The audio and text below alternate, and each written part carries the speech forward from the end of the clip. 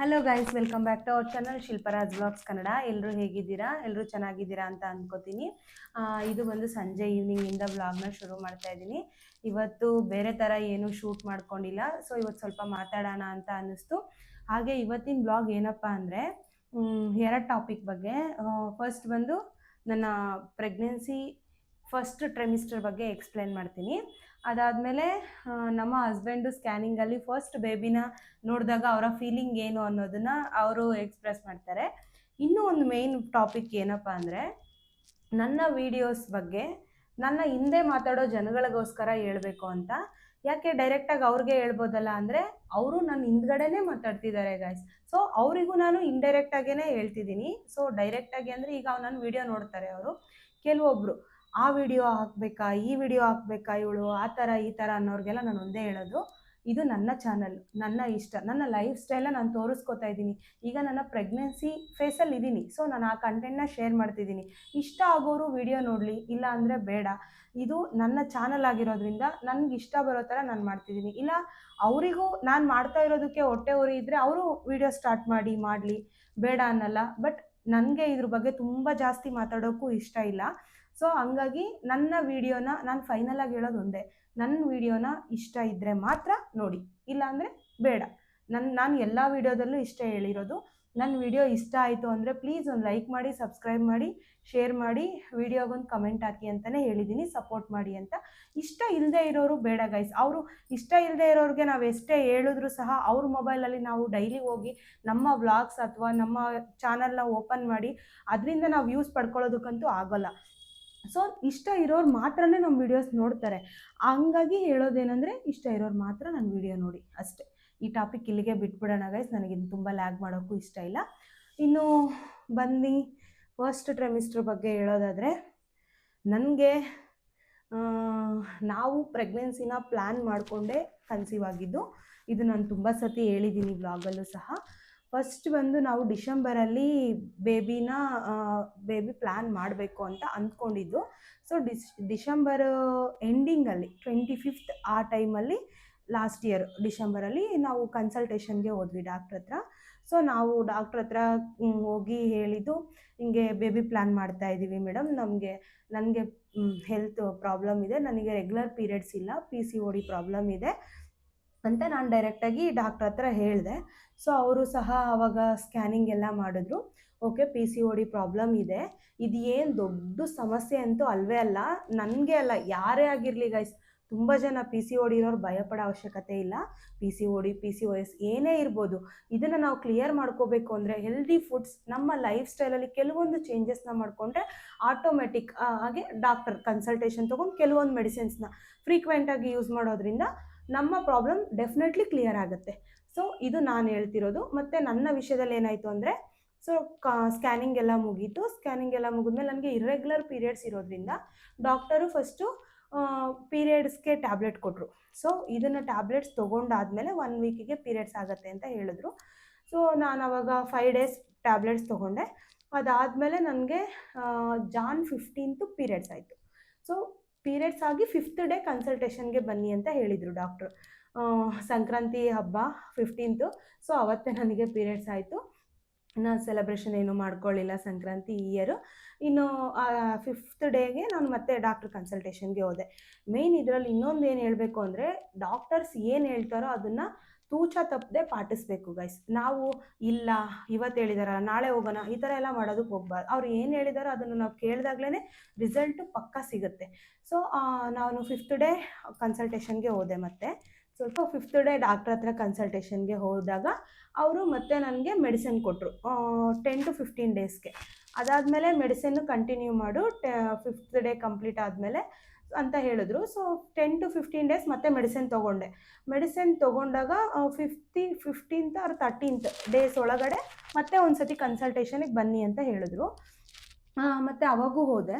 ಆಗ ಹೋದಾಗ ಅವರು ಓವಲೇಷನ್ಗೆ ಅಂತಂದು ಹೇಳ್ಬಿಟ್ಟು, ಎಗ್ ಓವಲೇಷನ್ಗೆ ಅಂತ ಹೇಳ್ಬಿಟ್ಟು ಇಂಜೆಕ್ಷನ್ ಕೊಟ್ಟಿದ್ರು. ಸೊ ಅದಾದಮೇಲೆ 3 ಡೇಸ್ ಕಂಟಿನ್ಯೂಸ್ ಆಗಿ ಹಸ್ಬೆಂಡ್ ಆ್ಯಂಡ್ ವೈಫ್ ಮೀಟ್ ಆಗಬೇಕು ಅಂತ ಹೇಳಿದ್ರು. ಸೊ ಅದಾಗಿದ್ಮೇಲೆ ನನಗೆ ಅವರು ಇಂಜೆಕ್ಷನ್ ಕೊಟ್ಟಾದಮೇಲೆ ಅವ್ರು ಹೇಳಿದ್ದೇನು ಅಂದರೆ, ನೆಕ್ಸ್ಟ್ ಮಂತು ನಿನಗೆ ಈ ಮಂತ್ 15th ಪೀರಿಯಡ್ ಆಗಿರೋದ್ರಿಂದ ಸೊ ಫೆಬ್ 15th ಬಿಟ್ಟು 16th ನೀನು ಪ್ರೆಗ್ನೆನ್ಸಿ ಟೆಸ್ಟ್ ಮಾಡು. ಇನ್ ಕೇಸ್ ಪಾಸಿಟಿವ್ ಬಂತು ಅಂದರೆ ಓಕೆ, ಅವತ್ತೇ ಕನ್ಸಲ್ಟೇಷನ್ಗೆ ಬಂದ್ಬಿಡು.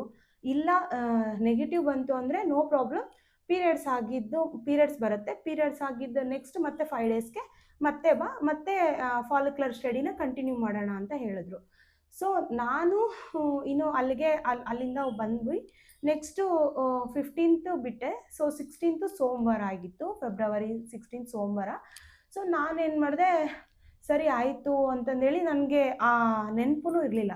ತುಂಬ ಜನ ಫ್ರೆಂಡ್ಸು ಕೊಲೀಗ್ಸು ಎಲ್ಲ ಹೇಳ್ತಿದ್ದೇನು ಅಂದರೆ 1 ಡೇಗೆ ಏನೂ ಗೊತ್ತಾಗಲ್ಲ ಪೀರಿಯಡ್ಸ್ ಮಿಸ್ ಆಗಿ, 1 ವೀಕ್ ಆಗಲಿ ಆಮೇಲೆ ಚೆಕ್ ಮಾಡ್ಕೊ ಅಂತ ಹೇಳಿದರು. ಹಾಗಾಗಿ ನಾನು ಏನು ತಲೆಯಲ್ಲಿ ಇಟ್ಕೊಂಡಿರಲಿಲ್ಲ ಚೆಕ್ ಮಾಡ್ಕೋಬೇಕು ಅಂತ. ಇನ್ನು ಎಲ್ಲ ರೆಡಿ ಆದ್ವಿ, ಆಫೀಸ್ಗೆ ಹೋಗೋಣ ಅಂತಂದು ಹೇಳ್ಬಿಟ್ಟು 9 ಆಗಿತ್ತು ಟೈಮು. ಸೊ ಮಾರ್ನಿಂಗು ಇನ್ನೇನು ಬ್ಯಾಗ್ ತೊಗೊಂಡು ಹೊರಡಬೇಕಿತ್ತು. ನಮ್ಮ ಹಸ್ಬೆಂಡ್ಗೆ ನೆನಪಾಯಿತು. ಸೊ 16th ಡಾಕ್ಟ್ರ್ ಚೆಕ್ ಮಾಡ್ಕೊಳ್ಳೋದು ಕೇಳಿದ್ರಲ್ಲ, ಹೆಂಗನಾಗಲಿ ಒಂದ್ಸತಿ ಚೆಕ್ ಮಾಡ್ಕೊಂಬಿಡು ನೋಡೋಣ ಅಂತಂದು ಹೇಳ್ಬಿಟ್ಟು ಮನೇಲಿ ಒಂದು ಕಿಟ್ ಇತ್ತು. ಸೊ ನಮ್ಮ ಹಸ್ಬೆಂಡೇ ತಂದುಕೊಟ್ರು ಒಂದ್ಸತಿ ಚೆಕ್ ಮಾಡು. ನಾನು ಈಗ ಫಸ್ಟ್ ಎಲ್ಲರೂ ಹೇಳ್ತಾರೆ ಫಸ್ಟ್ ಮಾರ್ನಿಂಗ್ ಫಸ್ಟ್ ಯೂರಿನಲ್ಲಿ ಚೆಕ್ ಮಾಡಿದ್ರೆ ರಿಸಲ್ಟ್ ಚೆನ್ನಾಗಿರುತ್ತೆ, ಕರೆಕ್ಟಾಗಿರುತ್ತೆ ಅಂತ.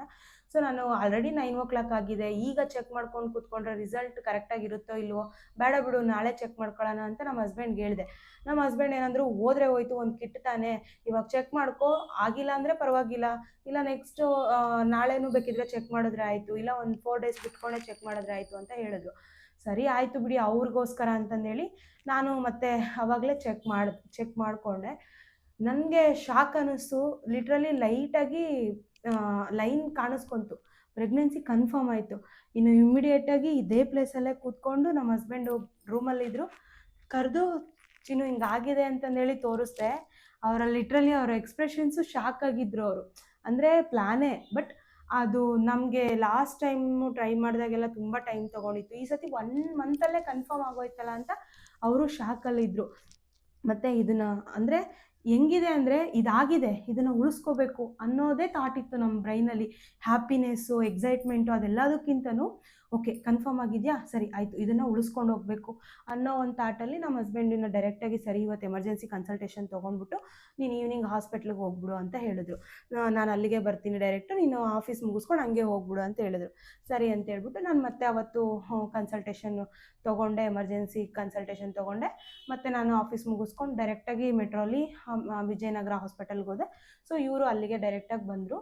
ಇನ್ನು ಡಾಕ್ಟರೆಲ್ಲ ನೋಡಿ ಮೈಲ್ಡಾಗೇ ಇದೆ ಲೈನು, ಇನ್ನೂ ಸ್ಯಾಕ್ ಫಾರ್ಮ್ ಆಗಿರುತ್ತೆ, ಹಾರ್ಟ್ ಬೀಟ್ ಎಲ್ಲ ಏನೂ ಬಂದಿರಲ್ಲ, ಒಂದು ಸತಿ ಸ್ಕ್ಯಾನಿಂಗ್ ಮಾಡಿ ನೋಡೋಣ ಅಂತಂದು ಹೇಳ್ಬಿಟ್ಟು ಸ್ಕ್ಯಾನಿಂಗ್ ಎಲ್ಲ ಮಾಡಿ ಯೂಟ್ರಸಲ್ಲಿ ಇದೆಯಾ ಅಥವಾ ಟ್ಯೂಬ್ಸಲ್ಲಿ ಇದೆಯಾ ಪ್ರೆಗ್ನೆನ್ಸಿ ಅಂತ ಎಲ್ಲ ಚೆಕ್ ಮಾಡಿಬಿಟ್ಟು ಹೇಳಿದ್ರು. ಓಕೆ ತೊಂದರೆ ಏನಿಲ್ಲ, ಯೂಟ್ರಸಲ್ಲೇ ಇದೆ, ಸೊ ಸ್ಯಾಕ್ ಇದೆ, ಇನ್ನು ಹಾರ್ಟ್ ಬೀಟ್ ಬಂದಿಲ್ಲ, 2 weeks ಆದಮೇಲೆ ಸ್ಕ್ಯಾನಿಂಗ್ ಮಾಡೋಣ ಅಂತ ಹೇಳಿದ್ರು. 2 weeks ಆದಮೇಲೆ ಸ್ಕ್ಯಾನಿಂಗ್ ಮಾಡಿಸ್ಕೊಂಡು ರಿಪೋರ್ಟ್ಸ್ ತೊಗೊಂಡು ಬಾ ಹೊರಗಡೆನೆ ಅಂತ ಹೇಳಿದ್ರು. ಸರಿ ಅಂತಂದು ಹೇಳ್ಬಿಟ್ಟು ಇನ್ನು ಅವತ್ತು ಡೈರೆಕ್ಟಾಗಿ ಮನೆಗೆ ಬಂದ್ವಿ. ಹ್ಯಾಪಿನೆಸ್ ಇತ್ತು, ಬಟ್ ಯಾರ ಹತ್ರನೂ ತುಂಬ ಜನದ ಹತ್ರ ಶೇರ್ ಮಾಡ್ಕೊಂಡಿರಲಿಲ್ಲ, ಬರೀ ನಮ್ಮ ಅತ್ತೆಗೆ ನಮ್ಮ ಮನೇಲಿ ಅಷ್ಟೇ ಹೇಳ್ಕೊಂಡಿದ್ವಿ. ಇನ್ನೂ ನೋಡೋಣ 3 months ಆಗಲಿ ಆಮೇಲೆ ಹೇಳೋಣ ಅಂತಂದು ಹೇಳ್ಬಿಟ್ಟು. ಮತ್ತು ಅದಾದಮೇಲೆ ಒಂದು 2 weeksಗೆ ಮತ್ತೆ ಸ್ಕ್ಯಾನಿಂಗ್ ನಮ್ಮ ಮನೆ ಹತ್ರನೇ ಸ್ಕ್ಯಾನಿಂಗಿಗೆ ಬರೆಸ್ಕೊಂಡು ಹೋಗಿದ್ವಿ. ಅವತ್ತಿನ ದಿನ ಸ್ಕ್ಯಾನಿಂಗಲ್ಲಿ ನಮ್ಮ ಹಸ್ಬೆಂಡ್ಗೆ ಫಸ್ಟ್ ಟೈಮ್ ಕನ್ಸೀವ್ ಆದಾಗಲೂ ತೋರಿಸಿರ್ಲಿಲ್ಲ ಏನು ಬೇಬಿನೋ ಅದೆಲ್ಲ. ಸೊ ಈ ಸತಿ ಸ್ಕ್ಯಾನಿಂಗಿಗೆ ಹೋದಾಗ ಫಸ್ಟ್ ಟೈಮು ನಾನು ಡಾಕ್ಟ್ರ್ ಹತ್ರ ರಿಕ್ವೆಸ್ಟ್ ಮಾಡಿಕೊಂಡೆ, ಅಲ್ಟ್ರಾಸೌಂಡ್ ಡಾಕ್ಟ್ರ್ ಇರ್ತಾರಲ್ವ ಅವ್ರ ಹತ್ರ. ಅವರು ಆ್ಯಕ್ಚುಲಿ ಬಿಡಲ್ಲ, ಆ ಥರ ಎಲ್ಲ ಏನು ಕರೆಯಲ್ಲ ಅಂತ ಎಲ್ಲ ಹೇಳ್ತಿದ್ರು. ಸರ್ ಮೇಡಮ್ 1 time ನಮ್ಮ ಹಸ್ಬೆಂಡ್ಗೆ ತೋರಿಸಿ, ಅವ್ರು ಖುಷಿ ಪಡ್ತಾರೆ ಅಂತಂದು ಹೇಳ್ಬಿಟ್ಟು ರಿಕ್ವೆಸ್ಟ್ ಮಾಡ್ಕೊಂಡಾಗ ಸರಿ ಆಯಿತು ಕರೆಸಿ ಅಂತ ಹೇಳಿದ್ರು. ಇನ್ನು ಆಗ ಒಳಗಡೆ ಬಂದು ನಮ್ಮ ಹಸ್ಬೆಂಡು ಮಾನಿಟ್ರಲ್ಲಿ ಬೇಬಿ ಹಾರ್ಟ್ ಬೀಟ್ ಸೌಂಡ್ ಕೇಳಿಸ್ಕೊಂಡು ಅವರು ಹಾರ್ಟ್ ಬೀಟ್ ನೋಡಿದ್ರು. ಸೊ ಅವರ ಫೀಲಿಂಗ್ ಯಾವ ಥರ ಇತ್ತು ಅಂತ ಅವರೇ ಹೇಳ್ತಾರೆ, ಕೇಳಿಸ್ಕೊಳ್ಳಿ. ಯಾವ ಥರ ಇತ್ತು ರೀ? ಫಸ್ಟ್ ಆಫ್ ಆಲ್ ಎಲ್ಲರಿಗೂ ಹಾಯ್. ಹಾಂ, ಹೇಗಿತ್ತು ಅಂದರೆ ನಾನೆಲ್ಲ ಫಿಲಮಲ್ಲಿ ಅದರಲ್ಲಿ ಇದರಲ್ಲಿ ನೋಡ್ತಾ ಇದ್ದೆ, ಈ ಥರ ಹಾರ್ಟ್ ಬೀಟ್ ಇರುತ್ತೆ ಹಿಂಗೆಲ್ಲ ಬರ್ತಿತ್ತು ಅಂತ. ಬಟ್ ನಮ್ಮ ಪಾಪು ಹಾರ್ಟ್ ಬೀಟ್ ಹೆಂಗಿರುತ್ತೆ ಅಂತ ನನಗೆ ನೋಡೋಕ್ಕೊಂದು, ಮತ್ತು ಇನ್ನೊಂದು ಏನಂದರೆ ಆ ಕ್ಯೂರಿಯಾಸಿಟಿ ಒಂದಿತ್ತು, ಮತ್ತು ಇನ್ನೊಂದು ಭಯನೂ ಆಗ್ತಿತ್ತು ಒಂದು ಸೈಡು, ಹೆಂಗಿರುತ್ತೆ ಏನು ಇದು ಒಳಗಡೆ ಹೋದಾಗ ಅಂತ. ಬಟ್ ಅವರು ಅಲ್ಲಿ ತೋರಿಸಿ ಸೌಂಡ್ ಕೊಟ್ಟಿದ್ರಲ್ಲ, ಆ ಸೌಂಡ್ಗೆ ನನ್ನ ಹಾರ್ಟ್ ಬೀಟೇ ಜಾಸ್ತಿ ಹೊಡ್ಕೊತಿತ್ತು. ನನಗಿನ್ನ ಒಂದು ಕೈ ಹೆಚ್ಚಾಗಿ ಪಾಪುದೇ ಹೊಡ್ಕೊಂತ ಇತ್ತು ಹಾರ್ಟ್ ಬೀಟು. ಅದನ್ನ ನೋಡಿ ಲಿಟ್ರಲಿ ಶಾಕ್ ಆಗ್ಬಿಡ್ತು. ಇವರಂತೂ ಸಖತ್ ಗಾಬರಿ ಆಗಿದ್ರು. ಅವರಿಗೆ ಕನ್ಫ್ಯೂಸ್ ಮಾಡ್ತಿದ್ದಾರೆ ಡಾಕ್ಟರ್ ಇದಾ ಹಾರ್ಟ್ ಬಿಟ್ಟು ರೆಡ್ ಕಲರ್ ಅಲ್ಲಿ ಹೌದು. ಕಾಣ್ತಿದ್ಯಲ್ಲ ಇದಾ ಸೌಂಡ್ ಅಂತೆಲ್ಲ ಕೇಳ್ತಿದ್ದಾರೆ. ಇವರೇ ಗಾಬರಿ ಆಗ್ಬಿಟ್ಟಿದ್ದಾರೆ, ಒಂಥರ ಟೆನ್ಷನ್ ಆಗಿದ್ದಾರೆ. ಆಮೇಲೆ ಡಾಕ್ಟ್ರು ಇದೇ ಹಾರ್ಟ್ ಬೀಟ್ ಚೆನ್ನಾಗಿ ಬಂದಿದೆ, ಏನ್ ಗಾಬರಿ ಪಡಬೇಡಿ ನೀವು, ಕೂಲ್ ಆಗಿ ಅಂತಂದು ಹೇಳ್ಬಿಟ್ಟು ಮತ್ತೆ ಇವ್ರನ್ನ ಆಚೆ ಕಳ್ಸಿದ್ರು. ಇನ್ನು ಅದಾದ್ಮೇಲೆ ಮತ್ತೆ ಡಾಕ್ಟರ್ ಹತ್ರ ತಗೊಂಡೋದ್ವಿ. ಸೊ ಹಾರ್ಟ್ ಬೀಟ್ ಎಲ್ಲ ಬಂದಿದೆ, ಇನ್ನು ಫರ್ದರ್ ಸ್ಕ್ಯಾನಿಂಗ್ಸ್ ಎಲ್ಲ ಏನೂ ಬೇಡ, NT ಸ್ಕ್ಯಾನ್ ಮಾಡಿಸ್ಬಿಡೋಣ ಅಂತ ಹೇಳಿದ್ರು. ಓಕೆ ಅಂತಂದೇಳಿ ಮತ್ತೆ ಫ್ರೀಕ್ವೆಂಟಾಗಿ ಮೆಡಿಸಿನ್ ಎಲ್ಲ ತೊಗೊಂಡ್ವಿ. ಕನ್ಸಲ್ಟೇಷನ್ ಮುಗಿಸ್ಕೊಂಡು ಮತ್ತೆ ಮನೆಗೆ ಬಂದ್ವಿ. ಇನ್ನು ಮೆಡಿಸಿನ್ಸ್ ಎಲ್ಲ ಕರೆಕ್ಟಾಗಿ ತೊಗೋತಾ ಇದ್ದೆ. ಕರೆಕ್ಟಾಗಿ 2.5 ತಿಂಗಳಿಂದ ಅದರಲ್ಲಿ ನನಗೆ ಒಂದು ಪ್ರಾಬ್ಲಮ್ ಇತ್ತು ಸ್ಕ್ಯಾನಿಂಗಲ್ಲಿ. ಏನಂದರೆ ಯೂಟ್ರಸ್ ಕೆಳಗಡೆ, ಬೇಬಿ ಕೆಳಗಡೆ ಸ್ವಲ್ಪ ಬ್ಲೀಡಿಂಗ್ ಕಾಣಿಸ್ಕೊಂಡಿತ್ತು. ಆ ಬ್ಲೀಡಿಂಗಿಂದ ಡಾಕ್ಟರ್ ಏನು ಹೇಳಿದ್ರು, ಹೋಪ್ ಇಟ್ಕೋಬೇಡ, ಸ್ವಲ್ಪ ನೋಡೋಣ, ಅದನ್ನು ಕಮ್ಮಿ ಆಗೋದಕ್ಕೆ ಮೆಡಿಸಿನ್ ಕೊಡೋಣ. ಸೊ ಮೆಡಿಸಿನ್, ನೀನು ಜಾಬ್ ಮಾಡ್ತಾ ಇದೆಯಾ ಅಂತ ಕೇಳಿದ್ರು. ಮೇಡಮ್ ಅಂದೆ.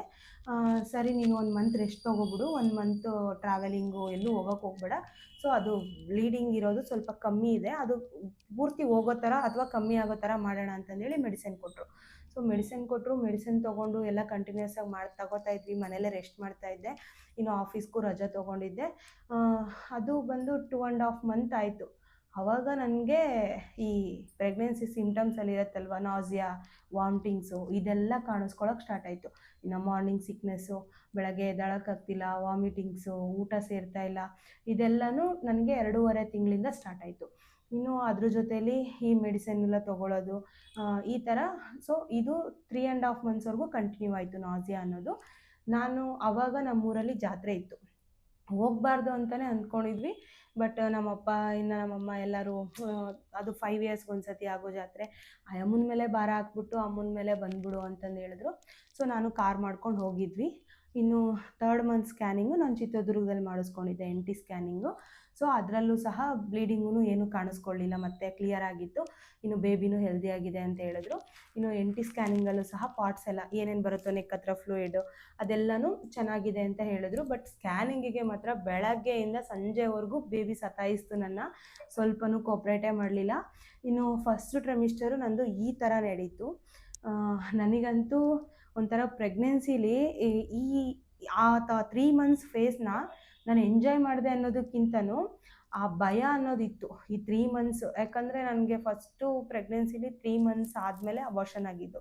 ಸೊ ಆ 3 ಮಂತ್ಸ್ ಕಳೆದ್ರೆ ಒಂದು ಗಂಡನೇ ಕಳೆದೋಯ್ತು ಅನ್ನೋ ಥರ ಫೀಲ್ ಆಗ್ತಿತ್ತು. ಸೊ ಹಂಗಾಗಿ 3 ಮಂತ್ಸ್ ಕಂಪ್ಲೀಟ್ ಆಗೋವರೆಗೂ ನನಗೆ ಬೇಬಿ ಮೇಲೆ ಯಾವುದೇ ಥರ ಹೋಪ್ಸ್ ಇರಲಿಲ್ಲ, ಭಯ ಆಗ್ತಿತ್ತು. ಇರುತ್ತಾ ಇಲ್ವಾ ಅನ್ನೋ ಒಂದು ಕನ್ಫ್ಯೂಷನ್. ಆಲ್ರೆಡಿ ಫಸ್ಟ್ ಫೇಸ್ ಮಾಡಿರೋರಿಗೆ ಕಂಪಲ್ಸರಿ ಈ ಥರ ಅನಿಸುತ್ತೆ. ಆದರೆ ನಾನು ದೇವ್ರನ್ನ ತುಂಬ ಸ್ಟ್ರಾಂಗಾಗಿ ಬೇಡ್ಕೊಂಡಿದ್ದೆ, ನನಗೆ ಬೇಬಿಗೆ ಇರಬೇಕು ಅಂತಂದು. ಸೊ ಫೈನಲಿ 3 ಮಂತ್ಸು ಆದಮೇಲೆ NT ಸ್ಕ್ಯಾನ್ ಎಲ್ಲನೂ ಚೆನ್ನಾಗಿದೆ ಅಂತ ಹೇಳಿದ್ರು. ಇನ್ನು ಓಕೆ, 3 ಮಂತ್ಸ್ ಆದಮೇಲೆ ನಾನು 3.5 ಮಂತ್ಸ್ವರೆಗೂ 4 ಮಂತ್ಸಿಗೆ ಬೀಳೋವರೆಗೂ ನಾನು ಅಮ್ಮನೂರಲ್ಲೇ ಇದ್ದೆ. ಅದಾದಮೇಲೆ ಮತ್ತೆ ನಾನು ರಿಟರ್ನ್ ಬಂದೆ. ಸೊ ಸೆಕೆಂಡ್ ಟ್ರೈಮಿಸ್ಟ್ರ್ ಬಗ್ಗೆ ಅಷ್ಟೊಂದು ಇಂಟ್ರೆಸ್ಟಿಂಗಾಗಿ ಏನಿಲ್ಲ, ನೋಡೋಣ. ಬಟ್ ಸೆಕೆಂಡ್ ಟ್ರೈಮಿಸ್ಟ್ರ್ ಬಗ್ಗೆನೂ ಎಕ್ಸ್ಪ್ಲೈನ್ ಮಾಡ್ತೀನಿ ಮೇ ಬಿ ಇನ್ನೊಂದು ಬ್ಲಾಗಲ್ಲಿ. ಈಗ ಫಸ್ಟ್ ಟ್ರೈಮಿಸ್ಟರ್ ಆದರೆ ಈ ಥರ ಇತ್ತು ಗೈಸ್. ನಿಮಗೆ ಯಾವ ಥರ ಅನ್ನಿಸ್ತು ಈ ವಿಡಿಯೋ ಅಂತಂದೇಳಿ ಲೈಕ್ ಮಾಡಿ, ಸಬ್ಸ್ಕ್ರೈಬ್ ಮಾಡಿ, ಕಮೆಂಟ್ ಮಾಡಿ. ವಿಡಿಯೋ ಇಷ್ಟ ಆಯಿತು ಅಂದರೆ ಪ್ಲೀಸ್ ಒಂದು ಲೈಕ್ ಮಾಡಿ, ಸಬ್ಸ್ಕ್ರೈಬ್ ಮಾಡ್ಕೊಂಡು ನೋಡೋದನ್ನು ಮರಿಬೇಡಿ. ನಿಮ್ಮ ಫ್ರೆಂಡ್ಸ್ ಆ್ಯಂಡ್ ಫ್ಯಾಮಿಲೀಸ್ ಜೊತೆನೂ ಶೇರ್ ಮಾಡಿ. ಯಾರಾದರೂ ಪ್ರೆಗ್ನೆನ್ಸ್ ಇರೋರು ನನ್ನ ವಿಡಿಯೋನ ನೋಡ್ತಾ ಇದ್ದರೆ ಪ್ಲೀಸ್ ಒಂದು ಲೈಕ್ ಮಾಡಿ, ಸಬ್ಸ್ಕ್ರೈಬ್ ಮಾಡಿ. ನಿಮ್ಮ ಫೀಲಿಂಗ್ ಯಾವ ಥರ ಇತ್ತು ಫಸ್ಟ್ ಟ್ರೈಮಿಸ್ಟ್ರಲ್ಲಿ ಅಂತೇಳಿ ಕಾಮೆಂಟ್ ಮಾಡೋದನ್ನು ಮರಿಬೇಡಿ. Thanks for watching guys. ಮತ್ತೆ